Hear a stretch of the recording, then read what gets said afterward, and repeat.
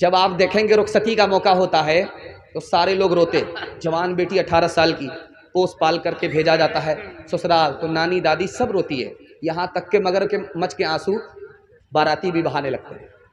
مگر اس ماتم کے ماحول میں ایک آدمی ہنس رہا تھا. چھوٹا بچہ دیکھ کر کے ابا سے کہتا ابا حضور سب لوگ تو رو رہے ہیں، یہ سمجھ میں آ رہا، مگر ایک آدمی ہنس رہا ہے. اب بیٹا کون ہنس رہا؟ کہا دولہا بابو ہنس رہے. رومال کے نیچے منہ رکھ کر کے دولہا بابو ہنس رہے. اللہ اللہ اللہ توبہ استغفار. یہ آدمی ہنس رہا ہے، دولہا ہنس رہا ہے. کہا بیٹا گھبرانے کی کوئی بات نہیں ہے، تو ماتم کا وقت ہے، یہ تو رخصتی کا وقت ہے، ماتم ہے، مصیبت، ہم لوگ رو رہے ہیں، زندگی بھر اسی بدنصیب کو رونا ہے، اس لیے آج ہنس رہا ہے. آخری مثال پر پیغام ختم کر رہا ہوں، ذرا دھیان سے سنیے گا اس کو.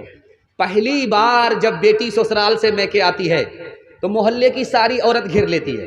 سوال جواب ہوتا ہے بیٹی سسرال گئی تھی، شوہر کیسا تھا؟ تو لڑکی کہتی ہے ماشاء اللہ.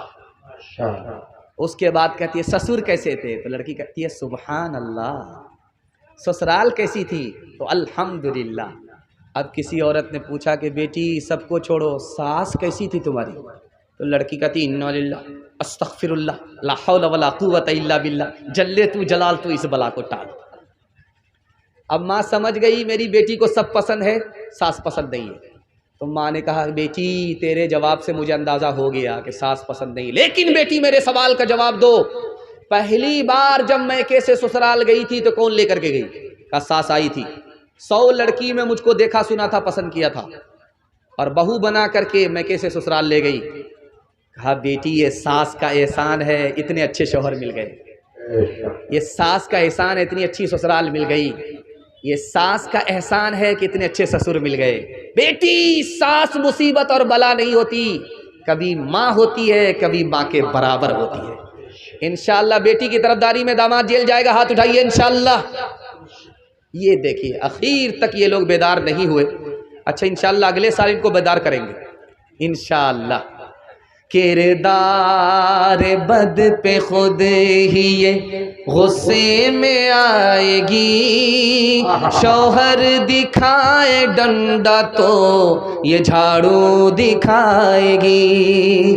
کردار بد پہ خود ہی یہ غصے میں آئے گی، شوہر دکھائے ڈنڈا تو یہ جھاڑو دکھائے گی.